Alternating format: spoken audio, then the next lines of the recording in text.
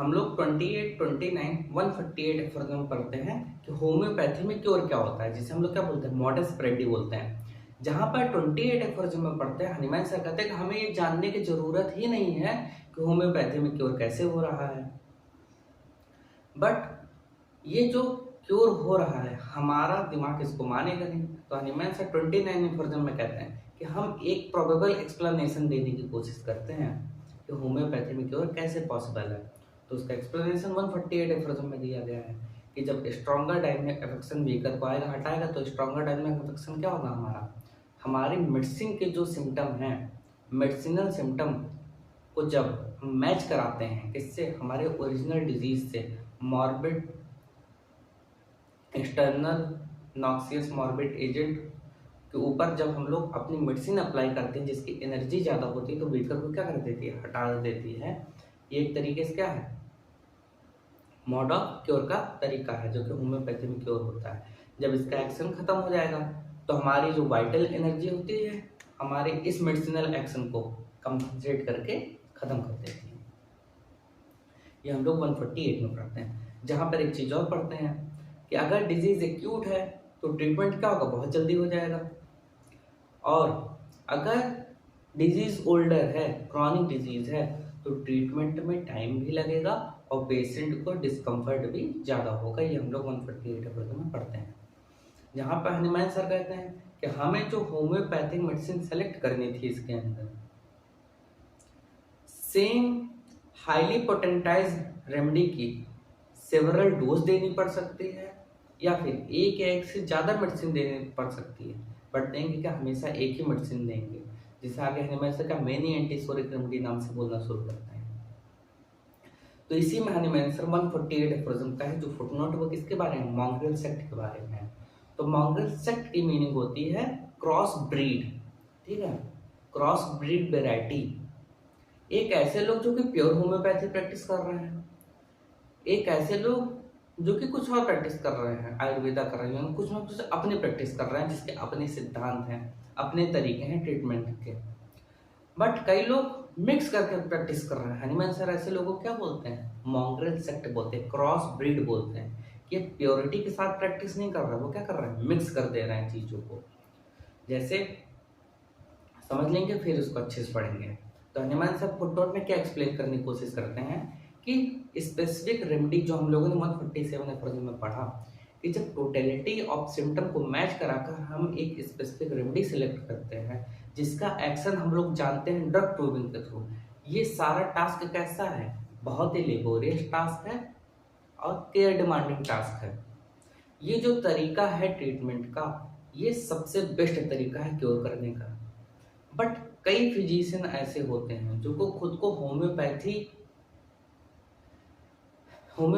कहते हैं और ऐसा लगता है जैसे वो होम्योपैथिक दवाएं ही दे रहे हैं, बट जब वो इस केयर डिमांडिंग टास्क को नहीं करते, इतनी मेहनत नहीं करते डिजीज को कॉज खोजने में, इन्वेस्टिगेशन करने में, जब वो दवा देते हैं और पेशेंट ठीक नहीं होता तो वो खुद को दोष देने के बजाय कहते हैं कि होम्योपैथी की वजह से पेशेंट ठीक नहीं हुआ, और अपनी इस कमजोरी को छिपाने के लिए वो होम्योपैथी मेडिसिन के साथ में एलोपैथी प्रैक्टिस भी देने लगते हैं, वो लीचेस अप्लाई करने लगते हैं, परगेटिव देने लगते हैं, जिसकी वजह से क्या होता है, पेशेंट की लाइफ और खराब हो जाती है। ऐसा नहीं, ये पूरा फुटनोट में सिर्फ और सिर्फ यही है। तो मॉन्ग्रेल सेक्ट क्या हुआ, मॉन्ग्रेल सेक्ट मतलब ऐसे फिजिशियन को बोला है हनीमैन सर ने जो कि मेहनत नहीं करते, अच्छे से इन्वेस्टिगेशन नहीं करते, केस टेकिंग नहीं करते, ड्रग प्रूविंग नहीं समझते अच्छे से, मेडिसिन के कौन कौन से एक्शन कैसे हो सकते हैं, वो सिम्टम सिमिलरिटी नहीं मैच कराते, उसके बाद जब दवा देंगे पेशेंट ठीक नहीं होगा तो बोलेंगे होम्योपैथी के अंदर कमी है, होम्योपैथी नहीं ठीक कर पा रही है, ठीक है। उसके बाद वो साथ में लीचेस अप्लाई करने लगते हैं, एक्सटर्नल ऑइंटमेंट देने लगते हैं। तो ऐसे फिजिशियन को हनीमैन सर ने क्या बोला है, मॉन्ग्रेल सेक्ट बोला है, क्रॉस ब्रीड वैरायटी बोल दी।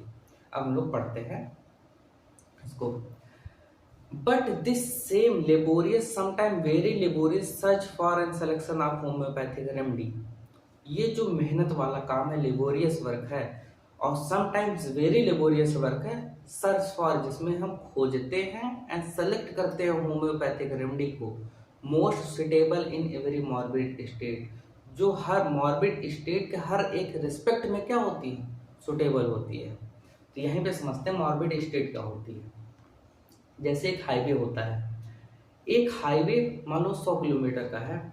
बट कहीं ना कहीं जैसे कोई पान की गुमटी आ गई, कोई टोल प्लाजा आ गया, कोई फिर शॉप आ गई खाने के लिए, कोई वॉशरूम आ गया, तो वो डिफरेंट डिफरेंट स्टेज होती है ना। उसी तरह एक पूरा मॉर्बिड फिनोमिना होता है। तो morbid phenomena is equal to पूरा हाईवे, और उसके जो डिफरेंट डिफरेंट स्टेज है वो मॉर्बिड स्टेट है। जैसे हेल्थ क्या है, एक डायनेमिक वे है जिसमें हम किसी एक स्टेज में समझते हैं, तो हेल्दी स्टेट अलग चीज हो गई और हेल्दी होना अलग चीज हो गई। डायनेमिक होना एक फ्लक्चुएटिंग वे है। उसी तरीके से मॉर्बिड फिनोमेना एक पूरा का पूरा प्रोसेस है, बट उसकी जो डिफरेंट डिफरेंट स्टेज है वो हमारी क्या है, मॉर्बिड स्टेट है। ठीक है, तो अब पढ़ते हैं कि हर एक मॉर्बिड स्टेट में सुटेबल होना चाहिए, मतलब हर पूरा का पूरा मॉर्बिड फिनोमेना कवर होना चाहिए पेशेंट का, ऐसी मेडिसिन सेलेक्ट करना। एंड इज एन ऑपरेशन, और ये एक ऐसा ऑपरेशन है which not with standing all the admirable book for facilitating it, जितनी भी एडमिरेबल बुक हैं, जिन बुक को हम एडमायर करते हैं, हमारे लिए वो एडमिरेबल बुक क्या हो सकती है, केंट की मटेरियल मेट का हो सकती है, फेरिंगटन सर के मटेरियल मेट का हो सकती है, कंपेरेटिव मटेरियल मेट का हो सकती है। ठीक है, एलन की नोट होती है, विलियम बोरिंग हो सकती है। ये सारी जो एडमिरेबल बुक हैं जो इस टास्क को आसान बना देती हैं, फैसिलिटिंग इट का मतलब होता है आसान बना देना।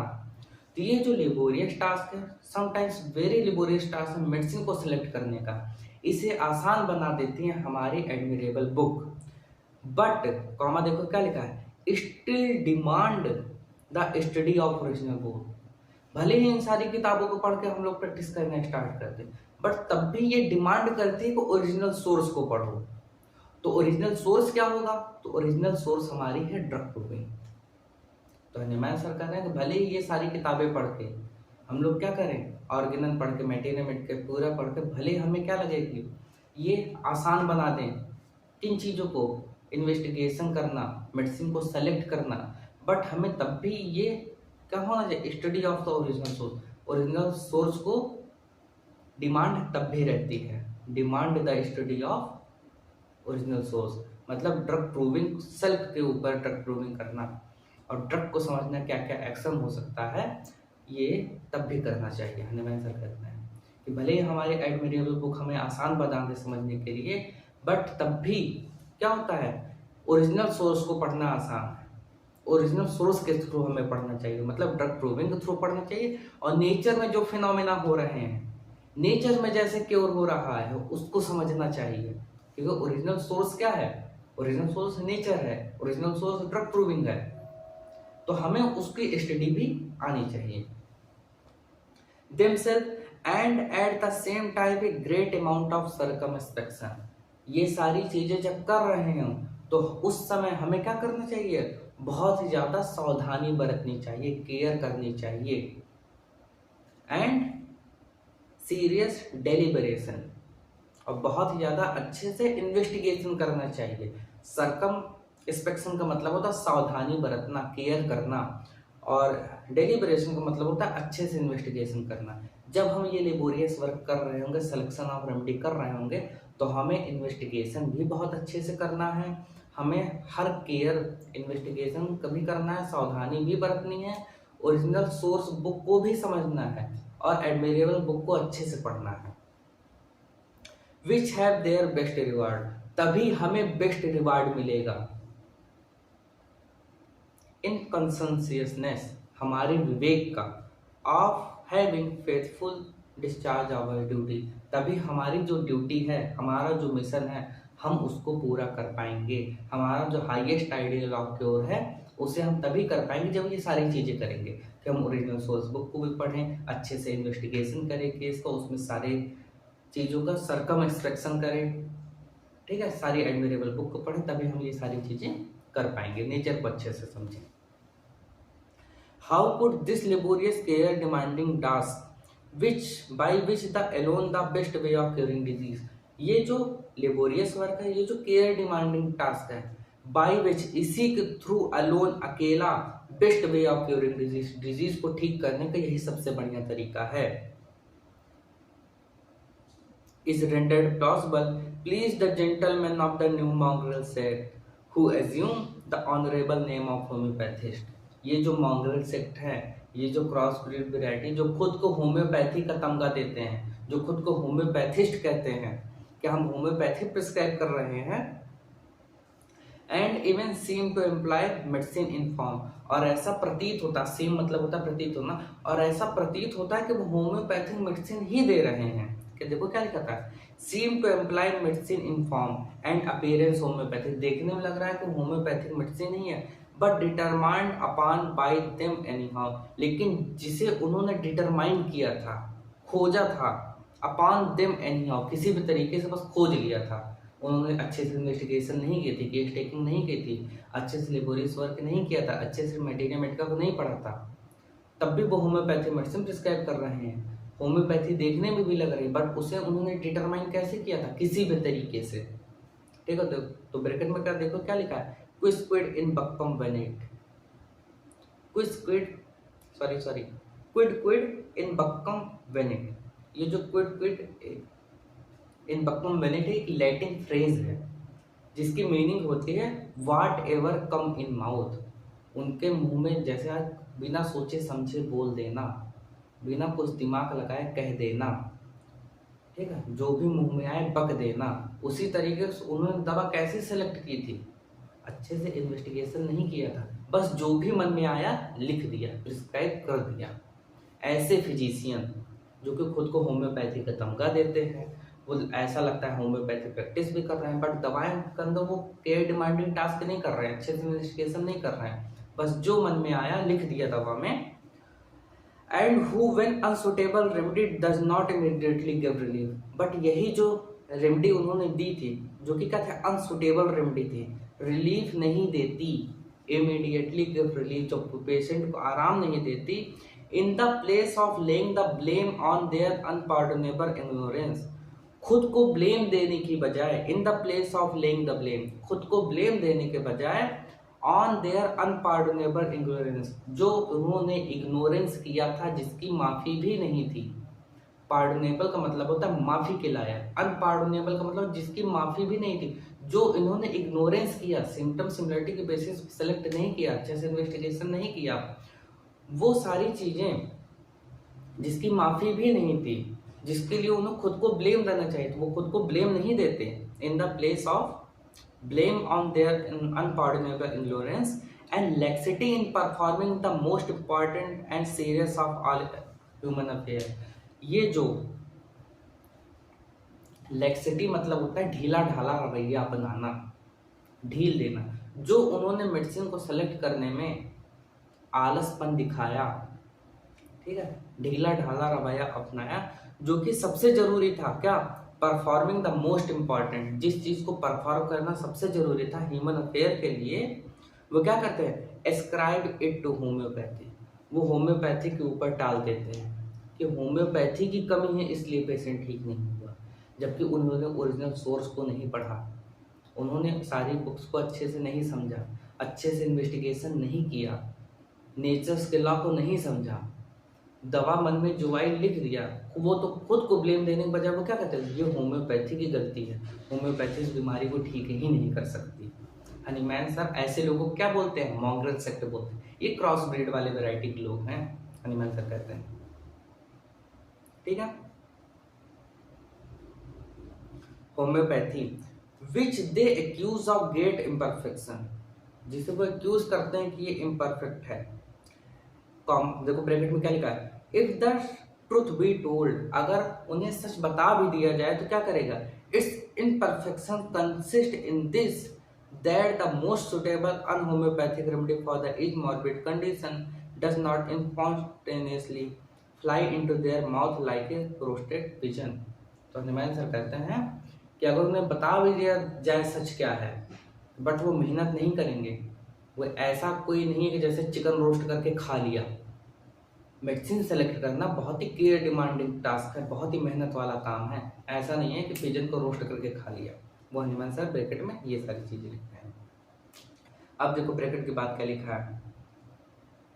दे know however from frequent practice how to make up for insufficiency of inconstantly half homoeopathic remedy employment. जो उन्होंने हाफ होम्योपैथिक रेमेडी का एम्प्लॉयमेंट किया था, इस इनसफिशियंसी को वो कैसे छिपाएं।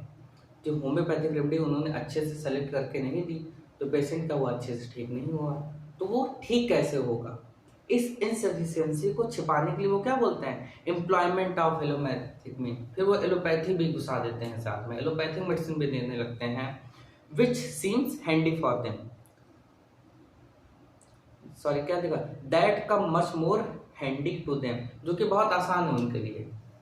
क्योंकि एलोपैथी में ज़्यादा मेहनत नहीं है।